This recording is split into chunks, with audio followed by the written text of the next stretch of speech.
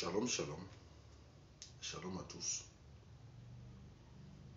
J'espère que vous portez bien. Nous aussi, on se porte bien par la grâce du Seigneur. Alors, ce matin, nous venons encore à vous avec un thème vraiment très intéressant pour vous prodiguer des encouragements et aussi des exhortations. Que le nom du Seigneur soit béni au nom de Jésus. Le thème que nous allons avoir ce matin, c'est un thème vraiment très très délicat. Et c'est un thème que nos dévanciers ne veulent pas aborder. Et je vous avoue que j'ai rencontré des situations pareilles. Et j'ai commencé à fouiller la Bible et chercher la réponse à cette question. Le thème de notre message ce matin dit: dois-je confesser mon adultère à mon conjoint? Est-ce que je dois confesser mon adultère à mon conjoint?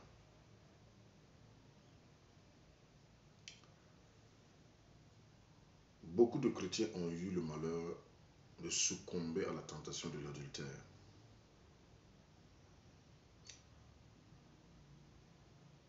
Se confrontant au dilemme de savoir s'ils doivent confesser leur adultère à leur partenaire, à leur femme ou à leur mari.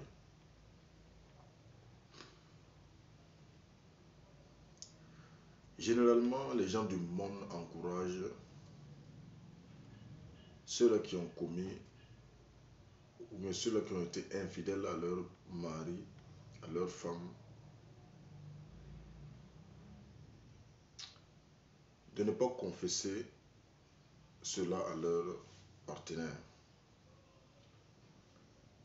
Parce que la confession pour eux pourrait vraiment faire mal plus à leur partenaire. Le problème est que cela heurte notre conscience et empêche la restauration et notre relation avec Dieu. Vous voyez? Tant que vous ne confessez pas votre adultère à votre partenaire, votre conscience est toujours heurtée. N'est-ce pas? La conscience est toujours heurtée et empêche vraiment votre relation avec le Seigneur. Et empêche la guérison de votre âme, si on peut le dire ceci. Parce que Jacques 5, verset 16 dit ceci: confessez donc vos péchés les uns aux autres et priez les uns aux autres afin que vous soyez guéris. Ici, il n'est pas question seulement que la guérison corporelle, mais aussi de la guérison, je veux dire quoi, la guérison de l'âme. Donc vous voyez, donc il est très important pour nous de confesser notre péché à notre partenaire.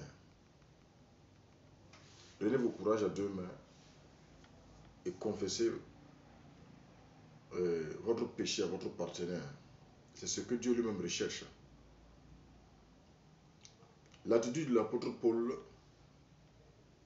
est vraiment une attitude que nous aussi on devrait adopter. Parce que l'apôtre Paul va dire ceci: c'est pourquoi je m'efforce d'avoir constamment une conscience sans reproche devant Dieu et devant les hommes. L'apôtre Paul dit ceci: je m'efforce d'avoir constamment une conscience sans reproche devant Dieu et devant les hommes. Vous pouvez voir cela dans Actes 24, 16.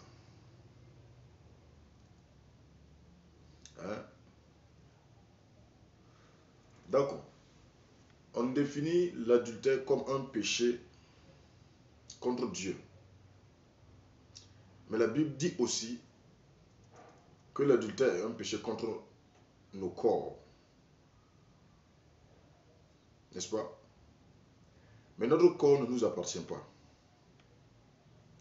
mais appartient à notre conjoint. Vous voyez? Si vous lisez 1 Corinthiens 7, verset 4, il dit le corps de l'homme ne l'appartient pas, ça appartient à la femme, et le corps de la femme aussi, pareillement, ne l'appartient pas, ça appartient à l'homme. Donc, les deux ne sont pas maîtres de leur corps, hein, puisqu'ils font un.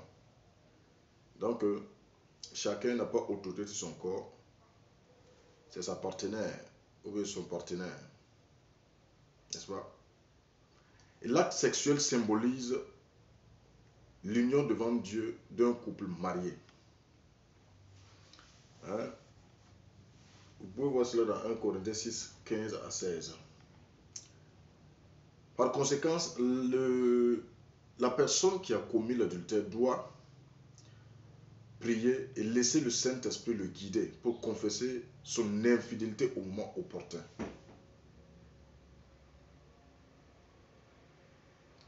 Il doit le confesser, mais il doit se laisser guider par le Saint-Esprit afin de vraiment confesser son adultère au moment propice. Hein, le Saint-Esprit va favoriser le temps pour qu'il puisse confesser son adultère. Il est très important pour nous de le confesser. Une conscience coupable ne serait pas apaisée, rien qu'en ignorant. Je veux dire quoi? Une conscience coupable ne serait jamais apaisée. Une conscience, une âme coupable ne serait jamais apaisée. Le contraire, le fait d'avoir une conscience coupable pourrait provoquer des séquelles psychologiques et même physiques. Même s'il est toujours difficile d'avouer son infidélité à son conjoint ou sa conjointe, c'est nécessaire non seulement pour l'intégrité du mariage, mais aussi notre relation avec Dieu. Pour apaiser notre conscience et vivre une vie de sainteté. Donc vous voyez, il est très important de confesser notre péché à notre conjoint. Pourquoi? Dieu lui-même a dit dans sa parole, l'homme quittera son père et sa mère et s'attachera à sa femme. Et les deux deviendront une seule chair. Et s'ils sont un, il ne doit pas y avoir de secret entre eux. Il ne doit pas y avoir de... Je veux dire quoi? Puisque vous partagez le meilleur et le pire ensemble. Hein? Donc, il ne doit pas y avoir, voilà,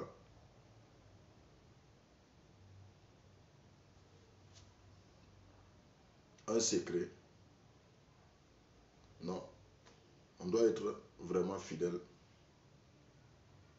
avoué, pour être restauré, être guéri dans l'âme, dans la conscience. Que le Seigneur bénisse le Burkina Faso, que le Seigneur bénisse le Mali, que le Seigneur bénisse le Niger. Ces trois nations sont bénies. Et le Seigneur va continuer de les bénir. Et je dirais ceci, les nations vont se rallier à l'AES. Parce que ce pourquoi le Seigneur a suscité ces trois dirigeants va impacter la vie, va allumer la flamme du réveil dans la vie de certaines autres nations. Ils vont se relier à l'AES. Beaucoup de courage à nos dirigeants. Nous sommes de cœur avec vous. Et notre prière est que le Seigneur continue de vous guider, qu'il vous amène vraiment au bout de vos idées, qu'il vous amène vraiment à accomplir vos idées, qu'il soit votre berger, qu'il continue de vraiment vous faire du bien et qu'il déjoue tous les plans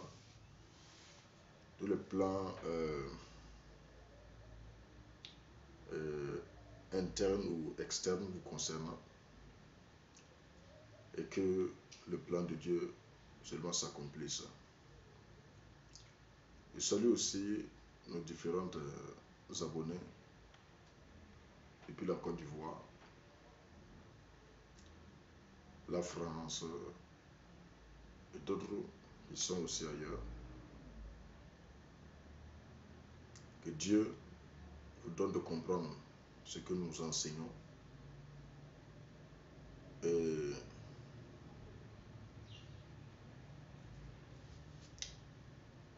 on se dit à bientôt aussi pour un autre numéro.